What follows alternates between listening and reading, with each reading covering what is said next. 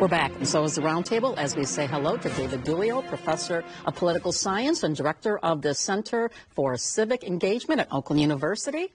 Denise Illich, CEO of Illich Enterprises, and Barry Raby, the J. Ira and Nick Harris Family Professor of Public Policy and Director of the Center for Local, State, and Urban Policy at U of M's Gerald R. Ford School of Public Policy. Good morning. My God, that's a mouthful. Good job. Yeah, I made it through. Thank you, Jesus. So David, I know we had President Peskovitz here a few weeks ago. She gave her big speech about the state of the university. How are things going at Oakland University? Things are great. And to use the phrase that she used, the state of our university is strong. Enrollments are strong, great faculty, tremendous students. In fact, I would put our best students up against, no offense, any students at any institution in the country. Oh, they're fighting words up here. I see. Very friendly rivalry. Yeah. How are things at the Gerald R. Ford School of Public Policy, which you're involved with? Indeed, friendly rivalry. It's a very exciting time in the life of our school. We have seen a considerable growth and diversification in recent years, major new initiatives on the international front, where our International Policy Center and a Diplomacy Center named after Ambassador and Mrs. Weiser has been doing a number of very exciting things to engage our students. And we're going to be talking about some of this here. Indeed, you also are Regent at U of M amongst your many other hats here. Things at U of M? They're phenomenal. University of Michigan's terrific, but all the schools are doing well. Oakland's doing well. It's a good day for higher education in that regard. Michigan's blessed with some wonderful universities here. Yes. So let's dive in and talk a little bit of politics here. This past week marked the passing of Governor William Milliken, who passed away at the age of 97, our longest-serving governor. We had a chance to talk with him during our Eye in the Future special from a few years ago, where he talked about Detroit and civility, and we have a little clip here of it if we can take a look. It was a close working relationship. We trusted each other, we respected each other, and our working together did serve the interests of both. So, Barry, I know you have had a chance to talk with the governor, and your thought about his legacy in Michigan. I arrived in this state just shortly after he completed his very long tenure as governor.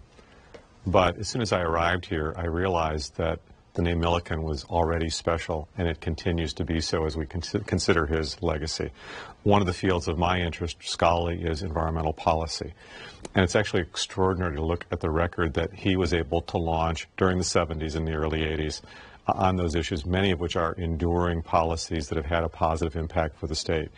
Also, I think, especially in times like this, it's important to note, as a politician, but in his post-governor career, his ability to work across all kinds of divides and lines. We saw the picture of Governor Milliken and Mayor Young, but also partisan lines, working across state boundaries. Well into his 80s and 90s. That was Bill Milliken. Yeah, and well, we were up in Traverse City, which is where he was from, and we visited with him, and it was like he's the king of Traverse City. Everywhere we went up there, people were just, throwing rose petals in front of him here. But David, you also, in terms of from a political standpoint and civility, Governor Milliken, is it possible for somebody like that, do you think, to be elected today in today's new world political order? I'm glad you asked it that way, Carol, because I think it is. I think the public is clamoring for more civility, less rancor in our politics. And we don't often get it, but the demand is out there. And I think it takes the right person with the right set of characteristics, the right temperament to be able to connect with folks. At the same time, I think people are dying to have somebody like that back in politics. Dee, is it possible to have civility in politics now? I mean, I don't know about today, but they certainly would stand out. Let's put it that way.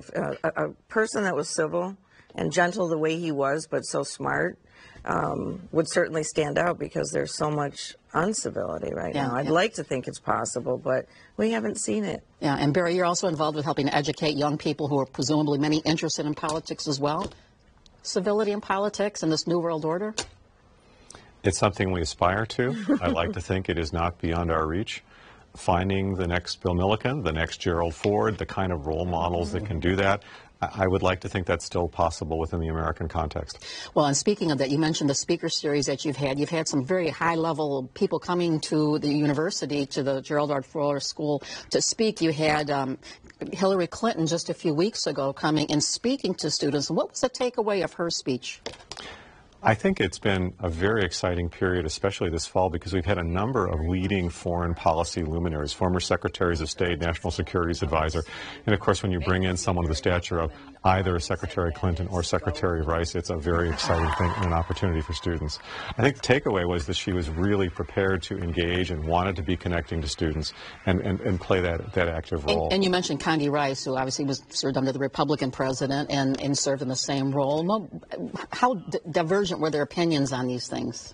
I think in both cases they are looking for ways to try to move foreign policy forward and think about constructive points of engagement. They were not matched side by side or engaged in a kind of debate, and both were reflecting to some extent on their period of service. Obviously, in the case of Secretary Clinton, there was also discussion of things that she did after she left the position of Secretary of State, namely running for the presidency. So there's that added dimension in that case as well, which draws people into a really interesting conversation. And 2016 on the election, what happened there still looms here. We're going to talk about that, talk about your new Civic Engagement Center, and take a quick break. We're back with more Michigan Matters after this.